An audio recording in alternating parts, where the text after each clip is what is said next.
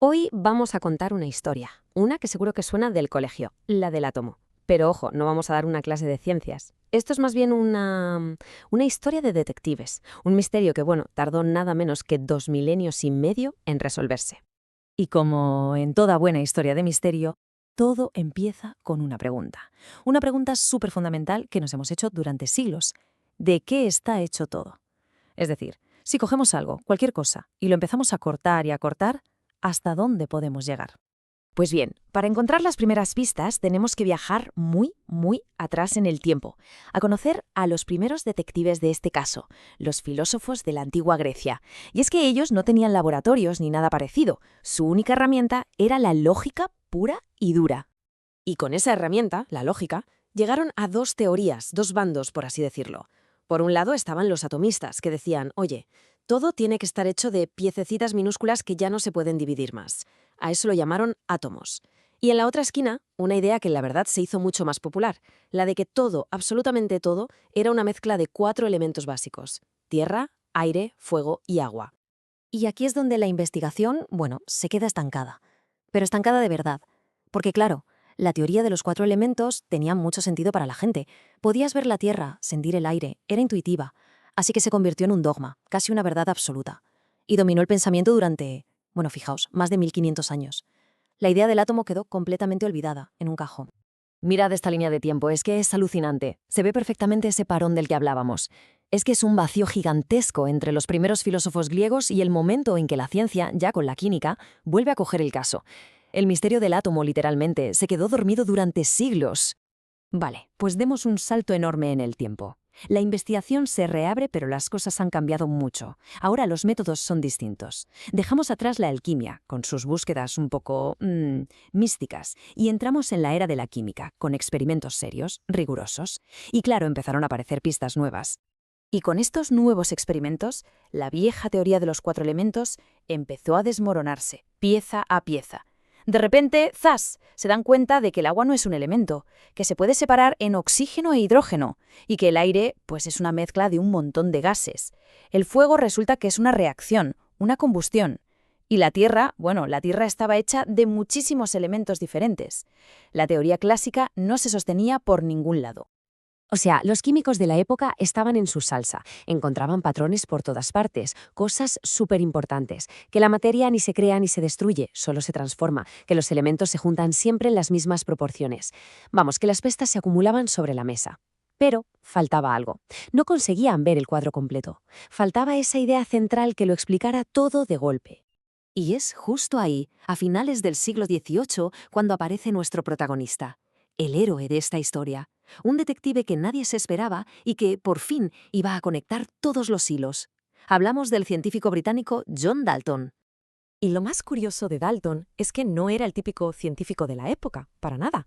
No venía de una gran universidad ni de una familia rica. Era un maestro de escuela, un hombre humilde y además autodidacta. Pero eso sí, tenía una disciplina de hierro y una pasión absoluta por la química. Y quizá por eso, por venir de fuera, tuvo la perspectiva que hacía falta para resolver el puzzle. Y su idea fue genial en su simplicidad. Lo que hizo fue desempolvar aquella vieja teoría de los griegos, la de los átomos. Se dio cuenta de que si asumía que la materia estaba hecha de esas bolitas indivisibles, de repente todo encajaba. Todos los experimentos, todas las pistas cobraban sentido. Era literalmente la pieza que faltaba.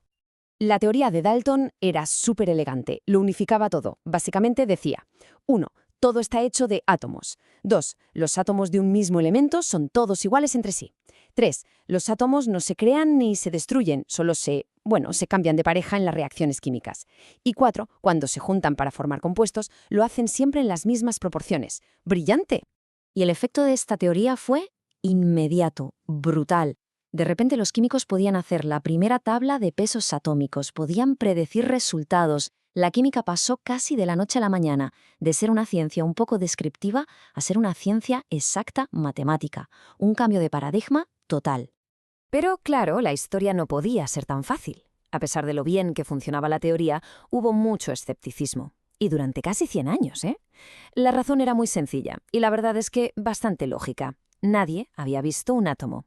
Para muchos científicos era una idea útil, una herramienta, sí, pero no una realidad probada. Faltaba la prueba definitiva.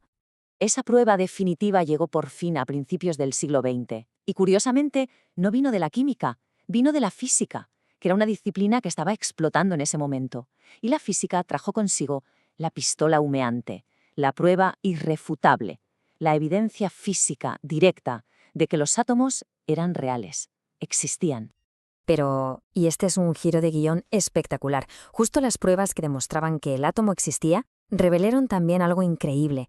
El átomo no era indivisible. Menuda ironía. Justo cuando lo encontramos, descubrimos que los griegos y el propio Dalton se equivocaban en eso. El átomo, en realidad, estaba hecho de piezas todavía más pequeñas. Y claro, este descubrimiento lo cambió todo. Abrió un capítulo completamente nuevo para la ciencia. Al romper el átomo, al descifrarlo, se inició una era de un poder inmenso para la humanidad. Un poder que, como veremos, tenía también un lado muy peligroso. Lo que vino después fue una auténtica explosión de conocimiento. De repente, Rutherford descubre el núcleo del átomo. Nace la física cuántica. Es que fue la época de la que probablemente sea la generación de científicos más brillante de toda la historia. Gente que cambió por completo cómo entendemos el universo. Pero todo ese conocimiento era un arma de doble filo. Por un lado, teníamos un avance científico como nunca antes se había visto. Y por el otro, bueno, el lado oscuro. Ese mismo conocimiento permitió crear el arma más terrorífica y destructiva que ha concebido la humanidad, la bomba atómica. Y esto nos obliga a hacer una reflexión final, que creo que es importante. Hay que saber separar lo que es la búsqueda del conocimiento, la ciencia pura, de las aplicaciones que se le dan después, sobre todo las militares. Sería muy injusto culpar al átomo de las bombas nucleares, y mucho menos a John Dalton, un humilde maestro que lo único que quería era entender el mundo. Así que ahí lo tenemos, un misterio de 2500 años. Resuelto. El átomo por fin nos contó sus secretos. Y esto nos deja con una última pregunta en el aire, ¿no? ¿Cuáles serán los grandes misterios que nos quedan por delante? ¿Cuál será la próxima gran odisea científica?